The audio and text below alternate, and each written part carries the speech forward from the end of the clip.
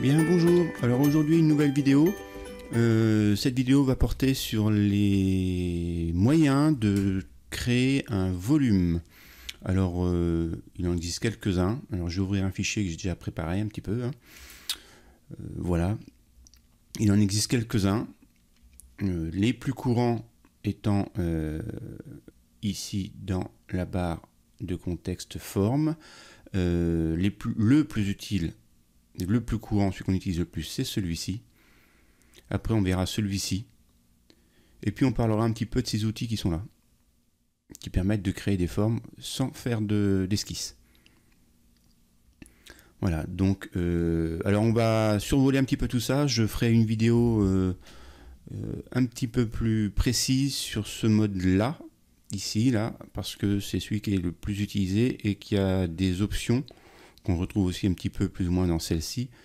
Mais le but d'aujourd'hui, c'est juste d'avoir un aperçu des différentes possibilités qui nous sont offertes par le logiciel pour créer des volumes. Alors, commençons par le tout premier, le plus utilisé. Donc, créer forme extrudée.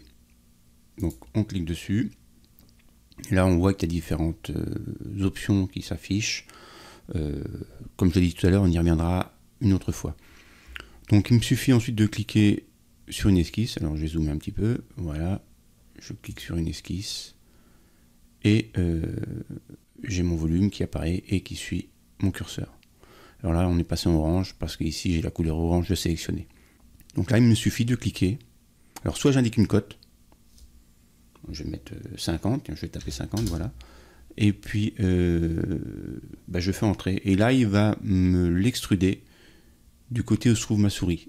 C'est-à-dire que là, ma souris est vers le bas, il va l'extruder vers le bas. Si je mets ma souris vers le haut, il va me l'extruder vers le haut. Alors, si je tape sur entrée, hop, voilà. Donc on voit, j'ai la possibilité actuellement, là, avec la flèche, de changer le sens. C'est-à-dire que là, il s'est extrudé au-dessus de mon esquisse. Là, il s'extrude en dessous de l'esquisse. Voilà, donc la fonction de base, c'est celle-ci. Après, si je veux en sortir, j'appuie sur échappe. Voilà. Donc mon volume est là. Je peux après retravailler dessus. Alors on peut... Alors, du coup, on va le retrouver ici. Hein. Ici, pardon. Voilà, forme. J'en ai une là. J'en ai d'autres ici parce que j'en ai créé sur un autre niveau pour la suite de la vidéo. Donc elle est là et je peux retrouver donc la pièce, la fonction qui m'a servi à extruder, à lui donner une épaisseur, la génératrice, c'est-à-dire l'esquisse, et puis la hauteur qu'on lui a donnée, qu'on peut changer. Je peux mettre 100 par exemple. Voilà, si je voulais changer la direction, en cliquant là, ici, sélectionne ça, et voilà. Et là, je peux à nouveau changer de sens, si jamais je m'étais trompé. Bien, ça c'est pour cette fonction-là. La fonction ici, qui va créer une forme, mais non plus en extrusion, mais une forme tournée, c'est-à-dire une révolution. On tourne autour d'un axe. Donc j'active ma fonction. Bon, toujours quelques petites options dont je ne parlerai pas pour l'instant. Je vais faire un petit zoom. Je vais sélectionner mon esquisse.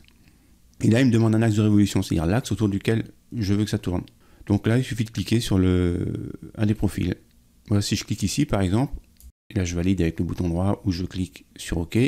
Soit je choisis un angle de 360 et je fais OK et je vais avoir, voilà, mon axe de révolution, ma pièce. Voilà, en l'occurrence, j'avais fait une forme qui peut me permettre de faire quelque chose qui ressemble à une vis. Si je reviens en arrière, si je fais 90 par exemple, voilà, là j'ai un quart de la pièce. Et si on s'est trompé de sens, on doit avoir une petite flèche quelque part, voilà, hop, ici, par rapport à l'esquisse. Si je rends l'esquisse visible, voilà, la flèche ici qui me le tourne à 90 d'un côté ou de l'autre de mon esquisse. Ouais, je vais enlever ça. Donc je peux prendre différents axes de révolution. Si je fais ça, voilà, on voit que là, je tourne par rapport à cet angle-là, donc j'obtiens une pièce là du coup en forme de cône. Voilà pour cette fonction-là. Je vais donc maintenant venir ici, sur mon niveau 2, parce que j'ai fait des petites choses, des petites esquisses. Et puis je vais utiliser ces fonctions-là. Alors ces fonctions-là me permettent de faire des volumes sans faire d'esquisse. La fonction bloc, par exemple, j'ai juste à donner une longueur, alors, par rapport à une dimension par rapport à x ici, voilà. Alors 500 par exemple, voilà. Ensuite, il me met longueur, en fait c'est la direction par rapport à y, ce qui n'est pas forcément la longueur de ma pièce. Hein. Là je vais mettre 80 par exemple. Et puis en z, donc face à moi, le z il est là, voilà, donc la dimension en z, je vais mettre 24, voilà. Et là j'ai ma pièce qui est située au bout de mon curseur, et mon curseur, il maintient ma souris se trouve au centre précis de ma pièce. Voilà. Et là, pour poser ma pièce quelque part, alors soit je clique et je la pose n'importe où, mais en général, on essaie de la poser quelque part où on a besoin. Donc je suis obligé de m'accrocher sur quelque chose. Donc là j'ai fait des points, vous voyez, là je peux m'approcher, j'ai créé au préalable des points dans mon fichier, et je peux venir m'accrocher sur le point. Je peux venir m'accrocher, voilà, si je clique ici, je m'accroche sur le point, ma pièce elle est positionnée. Je peux venir m'accrocher sur un angle d'esquisse, c'est-à-dire que sur un angle ici, en fait il y a un point là, hein. Donc je peux m'accrocher là, sur une esquisse. Je peux m'accrocher ici, parce que là j'ai un point aussi, en raccord entre la ligne et puis le demi-cercle. Donc je peux m'accrocher ici, je peux venir le mettre là. Je peux m'accrocher sur une pièce, sur un angle. Alors ça peut être cet angle-là, ça peut être l'angle en dessous. Partout j'ai des points. Mais là je ne peux pas m'accrocher sur la face, parce que la face, elle est lisse. Si je voulais m'accrocher sur la face, il aurait fallu au préalable que je fasse un point sur cette face-là. Donc je peux m'accrocher ici aussi, parce que là j'ai un raccord entre les deux, entre la ligne droite et puis le cercle, mais je ne peux pas m'accrocher là sur mon cercle ou sur ma ligne ici, sauf là parce qu'il me détecte le milieu de façon automatique. Mais sinon, là on voit bien que j'arrive pas à m'accrocher. Donc je peux m'accrocher à différents endroits pour positionner ma pièce. Alors pour sortir de la fonction échappe, hop, voilà. Et puis alors là, elle était accrochée, elle est accrochée par rapport au centre. Si je veux modifier ça, alors là je peux modifier les cotes. Et puis je peux modifier l'alignement, c'est-à-dire que je vais choisir de, au lieu de l'avoir au centre, de m'accrocher par exemple par ici. Alors par ici, ça va être en X. Alors je me trompe quelquefois. Si je fais ça, voilà, on voit que ma pièce est déplacée et qu'elle est venue s'accrocher ici. Alors j'ai changé que le X, donc on est venu s'aligner par rapport au X ici, mais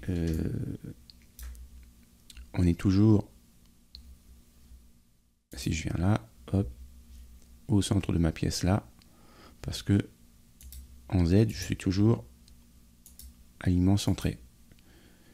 Si je fais ça, voilà, ma pièce vient s'aligner ici et je peux recommencer.